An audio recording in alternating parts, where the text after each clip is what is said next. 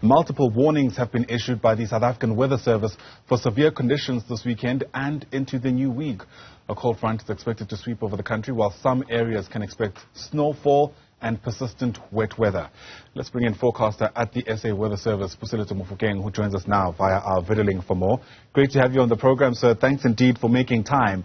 My weather app is talking about -2 tomorrow and a high that's almost in the single digits in Johannesburg.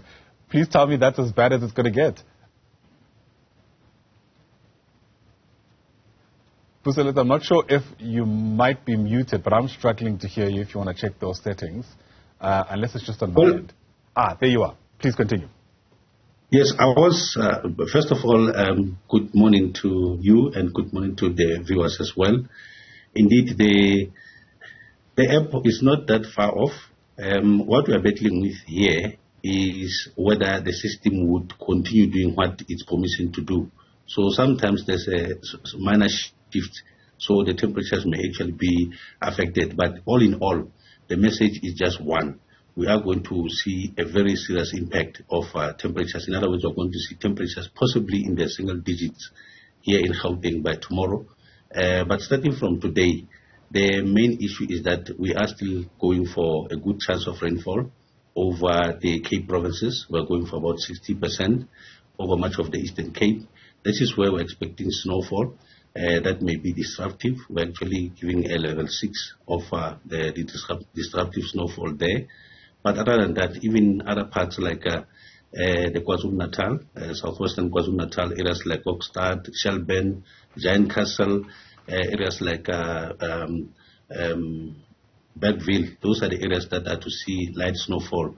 But we are expecting that this snowfall will also spread to the eastern Mpumalanga by tomorrow. But it won't be impactful. It won't be disruptive when it spreads to Mpumalanga. So that is the general idea. The temperatures, as you said them, yes, that's what they are. But in terms of accuracy, it may be slightly off depending on what the system decides to do. Yeah, every year you always hear people saying, I've lived through many winters, but this winter is possibly the worst. Is there any scientific proof that that may be the case in 2023? No, that cannot be correct. We still have that system that moved over the country in 1996, July 1996. That cut-off flow, it actually generated very cold temperatures, record-breaking. And yes, I think around Lesotho, areas like Bethlehem, Wepener, those areas, maximum temperatures were below freezing point. So that was the worst case scenario. So these other winters, yes, we have the cold conditions. However, I don't think since 1996 there had been such a very bad system as that. The snowfall depth at that time, it was more than one meter. So that was quite a very heavy snow at the time.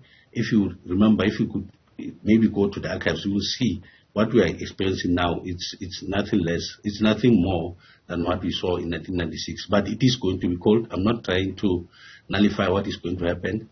All I'm simply saying is that the worst system was in 1996. And I'm not saying there is no system that is going to be that much. But for now, no.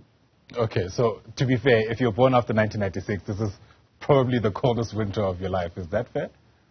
Yes, that is subjectively fair. Yeah. However, as a meteorologist, I have to look at the broader picture and look at all the years where the records are there.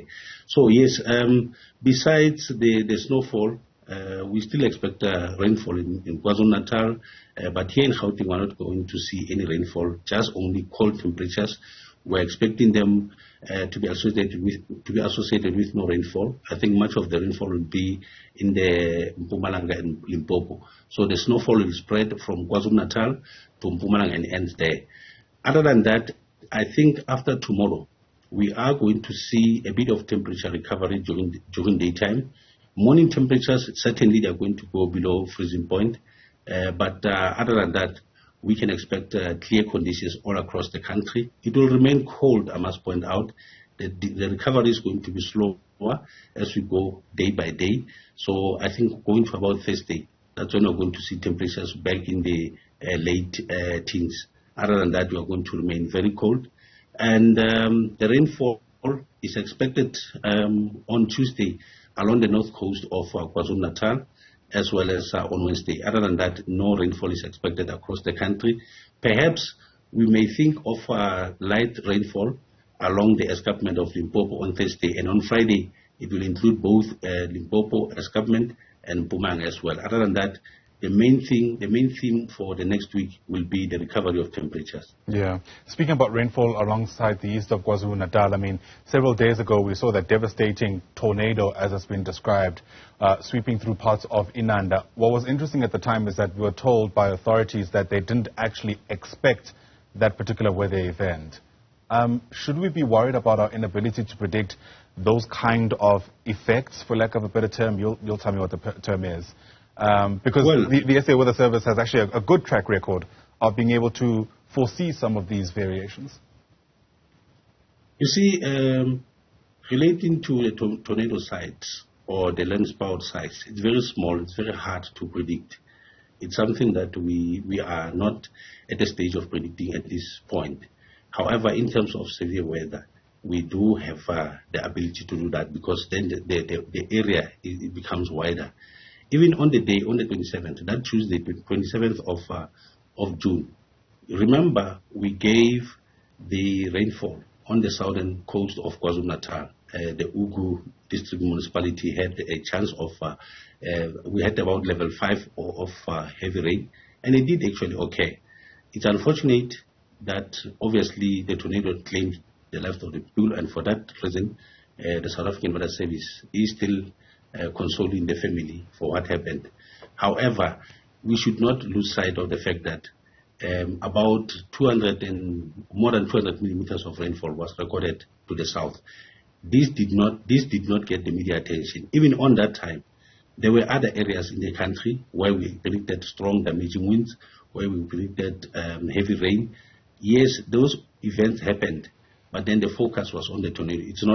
The tornado is very difficult to predict, although I must point out that a lot of hard work is still happening. So I think in a few years' time, we may be at a point where at least we can give a 30-minute lead time. But at this point, we aren't at a point where we can focus a tornado because of its size. It's too small. Oh, all right, that makes sense. Puseletso Mofokeng, thanks as always for making time to break down some of these events for us. Really do appreciate it. Puseletso is a forecaster with the South African Weather Service.